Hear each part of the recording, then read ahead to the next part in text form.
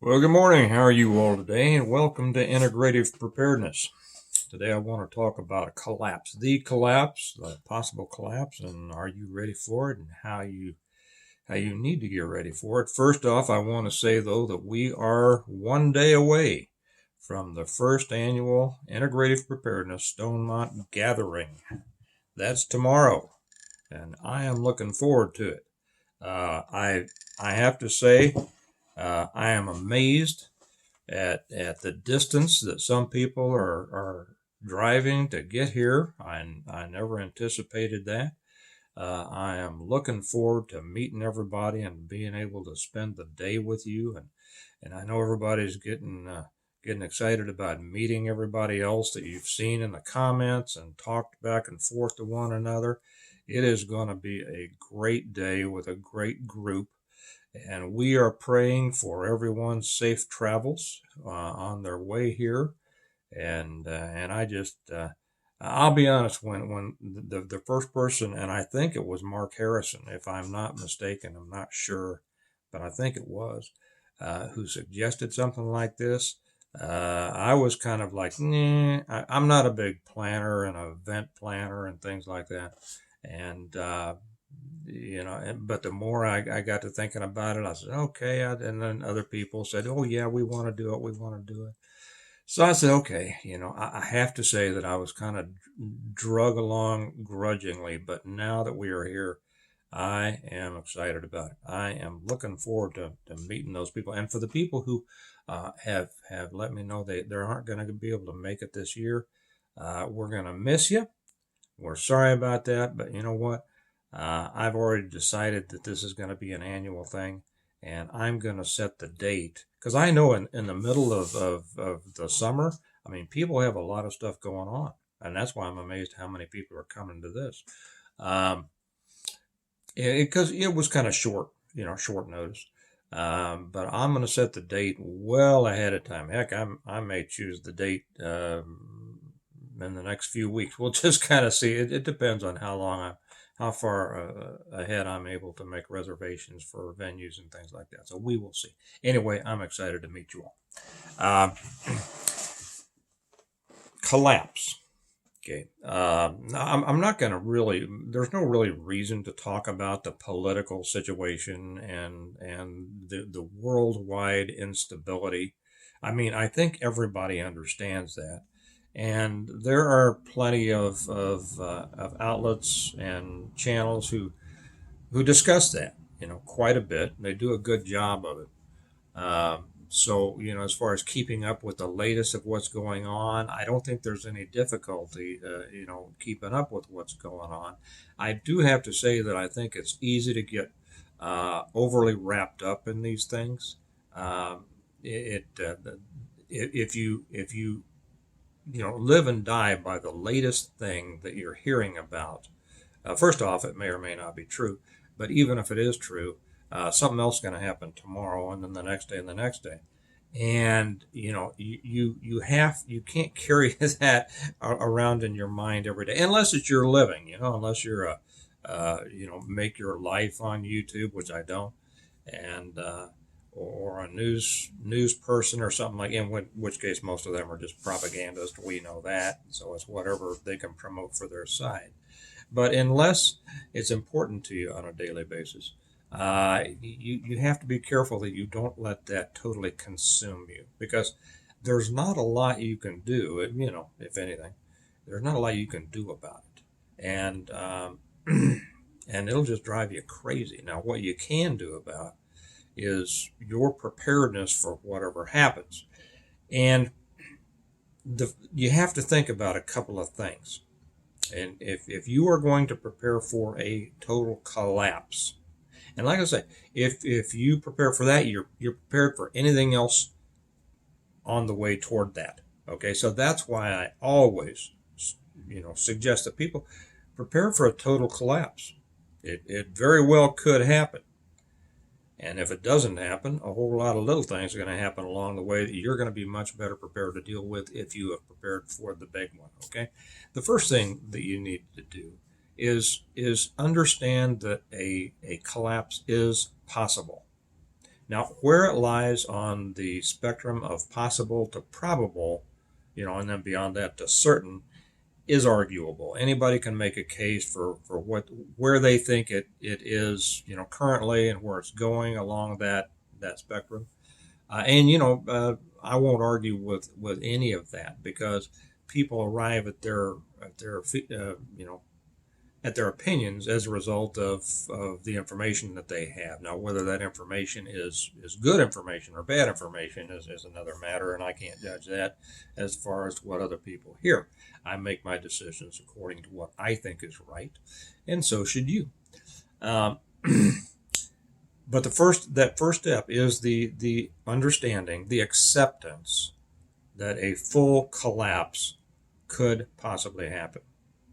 And then you go from there to how do you think you want to respond to that? Do you want to be, here we're kind of going off on the decision tree. Do you want to leave your life, your safety, the safety and security of those who depend on you, those who love, up to a government or to another group of people or organization, or do you want to take responsibility for it yourself? And I'm hoping that since you're here on this channel, you are the kind that wants to take responsibility for that for yourself. And so that then sets you on the path of, okay, now what do I do? What do I do to ensure, or as much as you can, try to ensure the safety and security and further quality of life of yourself, the family, those others who depend on you? Well, like we've talked about so many times before, the secret really is separating yourself from dependence on external systems over which you have little or no control. And what that means is, food, water, shelter, safety, security, all of those things. Finances, and how you do that. Well, it can be complicated, but let me put it this way: it's not necessarily easy, but it is simple. Okay, and that is, you start with a plan. You prepare. Okay, what are those things that I need to be able to provide for myself that I now rely on outside sources? Well, food and water is number one, right? Food, water, and shelter. I mean, I will put all of those in there. Food, water, and shelter, and you hear that there's a hierarchy. Yes, I know. 3 days without water, 3 weeks without food. Well, 3 hours in a life-threatening environment without proper shelter or clothing. So, but most people aren't going to have. You shouldn't approach that. At least I would say. I don't suggest you approach that as a hierarchy. Let's make sure that I get all this first, because right now you're living, for the most part, unless you're living in Saharan Africa, you're able to kind of approach all of them at once. And so you want to make sure that you're stocking food, you're producing food, and you want to get better at that wherever you are on that spectrum. I know I use the word spectrum a lot, but it's easy. The preparedness spectrum, wherever you are on that, you determine how far you think you need to be, and then you work towards that. And that's simply a matter of being able to produce your own everything. And until you can produce your own everything, have those things of that will sustain you until you get to the point of full self-production. Okay, if you've read my books, the Stonemont series, for those of you who are new, you saw the progression at Stonemont of a family who was prepared, and as a result of their preparedness, they were going to continue after an earth-killing CME. They were prepared to continue to live a high-quality life. Now, it would be a different life. I mean, there's no more running to Quick Trip, which I love running and popping into Quick Trip and getting a donut. I love their donut. Well, I haven't eaten their donuts for a while because I try to stay away from that stuff. But I drop in to buy my son a donut after football practice every morning. I like being able to run down to Walmart or wherever I go. I like that. I like being able to go out to dinner in a nice restaurant. I like those things. I enjoy those things. Let's just say that, and I like doing them with my family. But uh, but so as the Wyatt family in the Stonemont series, they were going to continue to be able to live a high quality life. Okay, like I say, no more quick trips, WalMarts, everything like that. But that's not really what gives quality to your life. And in many cases, I think a lot of you would agree with my argument that the quality of life would probably be improved without all the noise and frustrations of the modern world. Right? I can do without the traffic. I can do without this. I can do without well, you get where I'm coming from, or as Uncle Joe would say, what does he say anyway? I'm not going to get there. I refuse. Yes, I watched it, but I'm not going to talk about it. Maybe I'll do that on the American Reversion channel when I get a chance. Uh, but then, as a result of their preparedness, they weren't worried. They had their shelter, they had their food production, they had their water production, they had all these things. That all they did, all the second day, they decided, okay, what we're going to do is we're going to increase the production of what we're doing. Okay, in the second chapter, I start after Jim gets home. He's stuck, away from home. When the CME hits, he makes it home. The next day, he's out on his tractor tilling up a few more acres for more food production. But as a result of their preparedness, they're not just able to sustain themselves and continue to live a high quality life, but they're able to help other people. And as we see other people start to come to them, and it's not the throngs, it's not the golden hordes like most people are terrified of. Uh, it is just I explain it. I'm not going to get into it here, but I explain it how other good people are brought to them and develop a core, at Stonemont that is able to build, and then they go out and look for other people they can help.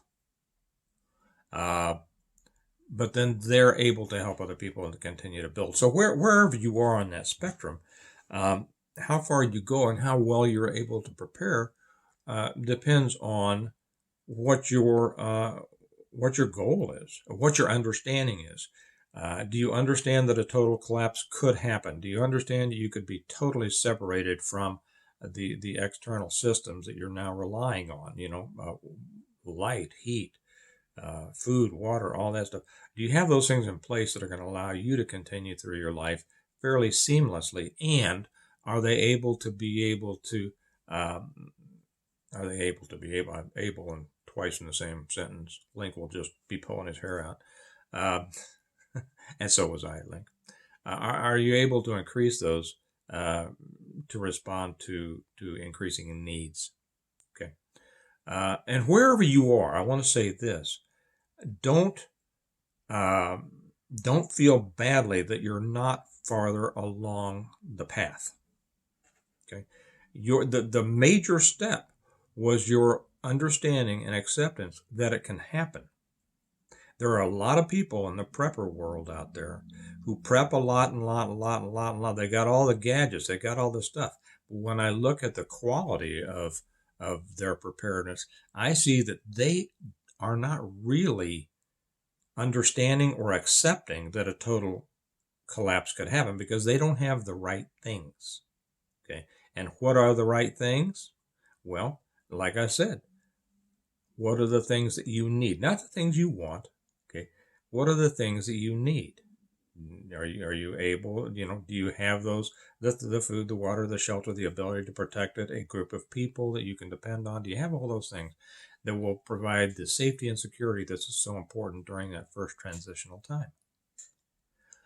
And then do you have the ability to increase that in order to satisfy the needs of a growing group of people? Because you're either going to have a growing group of people or you're going to be the target of other groups of people. Isn't that a beautiful mug? I just love it. Everything tastes better out of this. All the gathering mugs are being printed. Some were printed yesterday. The rest are being printed today. And only those people who come to the gathering can get one of these. It can't be ordered for other people. That would be stolen valor. Um, so that's your first thing. You have to accept it. You have to realize that it's a possibility, and then start working on it. And how you work on it, what I started to say before I got a little bit off track, is that you will see a lot of people, and this is especially for the newer people on the channel or people just now getting into preparedness. And I want to say congratulations to those of you just now getting into preparedness. You will occasionally hear the occasional asshat come on and say something like, well, if they're not prepared by now, they're out of luck. They should have been preparing 20 years ago. They should have this, they should have that. It's the way that a marginal person makes them feel better than others by putting down those who are just beginning in something. Okay, well, what I say to you, if you've just come on board and prepping or on the channel, is good for you. Congratulations. You are ahead of 90%. I don't know if that's true or not. I just read a study that says, and you know how these things go, that 30% of people now identify as so-called preppers. And if you're new to us, I'll say I hate the word prepper. It carries many connotations that I don't like. There are a lot of people that consider themselves preppers just by buying a bunch of junk and a bunch of toys. I prefer the term preparedness-minded person or preparedness-minded people, PMP. That's a person who understands that this is a lifestyle. And you don't have to be, it's not a lifestyle to where you're going around and, you don't have to grow a beard and wear camo and everything like that. It's simply a person who's taking responsibility for their future and the future of their family, right? That's all it is. And so, where if you have just come into this, great, congratulations. Like I said, they say that 30% of people self-identify as preppers. And that's probably it depends on how they phrase the questions. Did you do you have more than a week of food at home? They might consider that a prepper. I don't know. I don't know how they ran that. But I'd say that if you're just getting into it, you're probably ahead of 10%, 90% of the people. You're probably in the top 10%. So good for you. That is nothing to be denigrated, and it's nothing for you to be ashamed of. And I would say this also: don't become frantic because you think you're behind the curve. Okay, hey, you're in the game. Don't worry about the curve or the fastball or anything like that. You are in the game, and now you are going to become more prepared every day. If you follow my advice, and that is do something every day. It's one of the basic tenets of preparedness, of integrative preparedness. Do something every day. I don't care whether it's buying an extra can of beans, buying more batteries for your flashlights, whatever it is. Do something every day, and then it becomes a habit. And then you start thinking about it. Then it doesn't consume you. It's just one of those things. Okay, now I do this. Like I top off my tank. And now I do this. It's part of your day. It doesn't get in your way. So congratulations to you. Now, all of this, and I've decided, and I made the statement the other day. I'm going to start locking up a lot of my videos, and making them only available on Patreon. And I got some really rude messages, comments about that, as if I'm some kind of horrible person. Well, I've put out over 1,000 free videos over the last 5 years, and sharing a lot of advice, and I wrote a whole series of books. And I only started this channel. There's the books for anybody who's new. The Stone series. I only started this channel. I'm not a YouTube guy. To talk a little bit about my books and answer questions that people had about my books. And so, I've already written more stuff in the Stone series than I'd ever get done in 100 years of videos. But but I've decided, because I'm going to make most of my stuff available on Patreon, simply because I'm getting to the point to where I'm getting too many comments that I'm having to remove on YouTube, either because they're rude or argumentative, or they're misleading. That's another thing. They're misleading. Somebody will come on and want to use the comment section as a way for them to come on and so-called instruct other people. and show how smart they are, and they're not. They're not, and they put on some misleading information, and I don't allow this because this is kind of my, oh, this is my schoolroom. I've been at this for a long, long time, and I want to pass on information to others and help them if I can. And we don't have that problem over on Patreon. I did have to remove somebody from Patreon a little while back. That is so rare, though it hardly ever happens, and that's just because they're rude and argumentative. I don't stand for that.